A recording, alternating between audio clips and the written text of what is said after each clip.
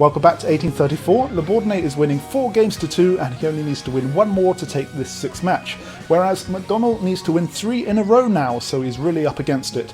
Last time our guest commentator was a strong political leader, the Beast from the East, so in the interest of balance, today's guest is the best of the West. It is a useless sack of shit.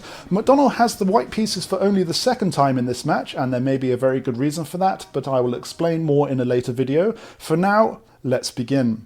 McDonnell opens with e4, we have e5, knight to f3, knight to c6, bishop to c4, bishop to c5, and McDonnell goes for b4, the Evans gambit, and everybody knows that a gentleman must accept a gambit, and of course Bourdonnais is a gentleman, so he accepts. And now c3 from McDonnell, chasing the bishop back to a5, and we have castles from McDonnell trying to get his king to safety.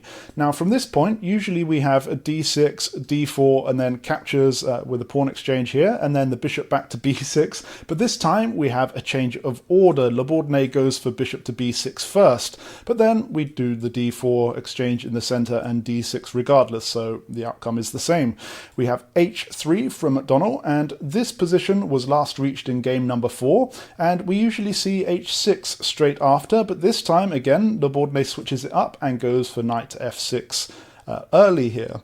Now McDonnell should probably continue development with something like knight to c3, but McDonnell likes to spring surprises. He goes for e5, threatening the horse. So Bourdonnais captures, and what does McDonnell do? He plays bishop to a3 and cuts off the route for Bourdonnais to castle.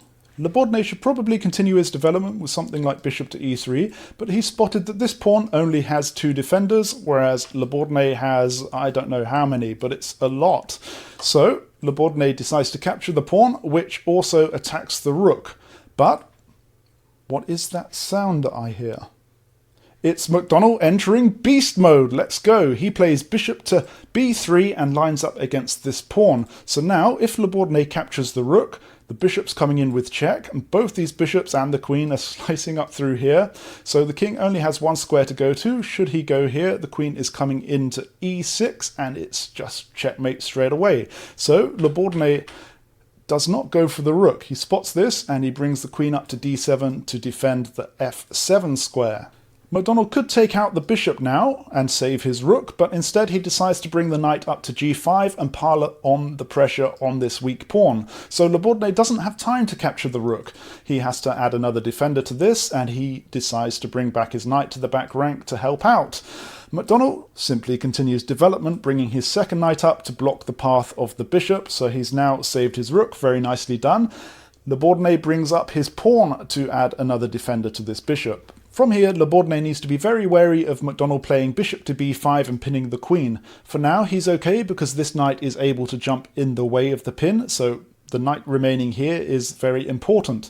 So what does McDonnell do? Well, he doesn't play this just yet. Instead, he decides to capture the f-pawn with the knight. Now, of course, the knight can't capture here because the pin is coming and the queen capture is inevitable. So what does Bourdonnais do? He decides to save the rook, which is also being attacked here, and bring it across to f8. McDonnell here decides to give up the knight. He captures the central pawn. And Bourdonnais captures the knight with the bishop. So what did McDonnell get in exchange for giving up the knight? Well, this pawn is now undefended, and the bishop in the center is going to get pinned by one of the rooks. If it were me, I'd probably choose the left-hand rook to do this and leave this right-hand rook defending the pawn. But Beast Mode McDonnell doesn't care, and he uses his right-hand rook instead, and the bishop is now pinned. What does Bourdonnais do? Well, he needs to try to get some of his pieces into the game. They're all a bit congested on the back rank. He decides to try to bring his knight back out to c6, but of course this pawn is still undefended and McDonnell captures it. This of course also attacks the rook, but Bourdonnais decides that he's going to try to get some counterplay, and instead of defending that, he brings his queen to f5, perhaps trying to line up upon the f-pawn. Now, if I were McDonnell, I would probably just capture the rook straight away, but this is beast mode McDonnell, and he has better ideas. He brings the knight up to b5. Notice now that if the knight comes to d6, it's a check and a queen fork, and the bishop can't capture the knight because it's still pinned by the rook, so Le Bourdonnais needs to be very careful what he does now. One idea for him is to bring the knight to e4, which covers the d6 square, whilst also bringing 3 pieces to bear upon McDonnell's weak f-pawn.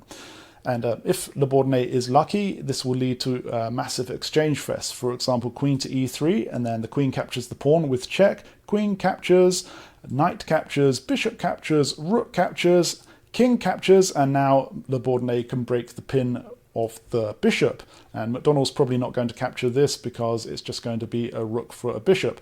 So Le Bourdonnais would still be slightly down here, but he would be in a better position than what actually happened in the real game. So let's go back to the position that we left it in, which was here, waiting upon to see what Le Bourdonnais would do against this threat, and it seems that Le Bourdonnais just completely missed the threat because he plays bishop to d7 and beast mode McDonnell slams the knight into d6.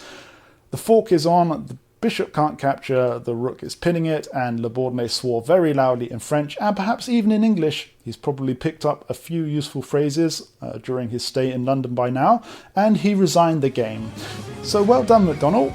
He's only 1 game behind now at 3 games to 4, but Le Bourdonnais still only needs to win 1 more to win the match. So can McDonnell come back and win this, or will Le Bourdonnais step over the finish line? Find out next time. I will see you then.